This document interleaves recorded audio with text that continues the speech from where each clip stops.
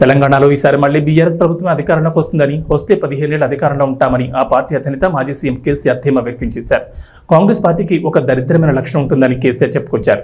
ఒకసారి అధికారంలోకి వస్తే పిచ్చి పిచ్చి పనులన్నీ చేసి ప్రజల చేత చీకొట్టించుకుంటారని వివరించారు. గతంలో ఎన్టీఆర్ పాలన తర్వాత అలాగే జరిగిందని కేసీఆర్ గుర్తు చేశారు. రాష్ట్రంలోని బీఆర్ఎస్ పార్టీ జడ్పీ చైర్మన్లతో మంగళవారం ఎర్రవెల్లిలోని వ్యవసాయ క్షేత్రంలో కేసీఆర్ ఆత్మీయ సమావేశం నిర్వహించారు.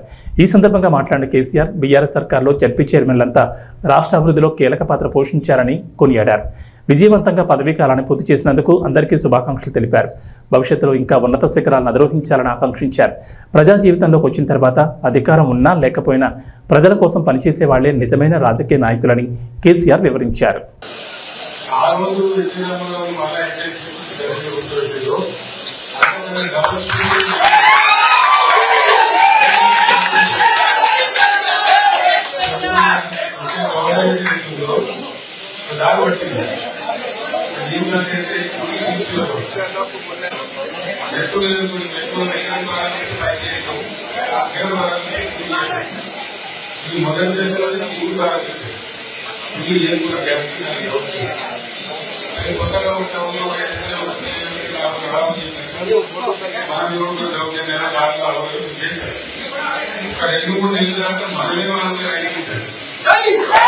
కర్నూలు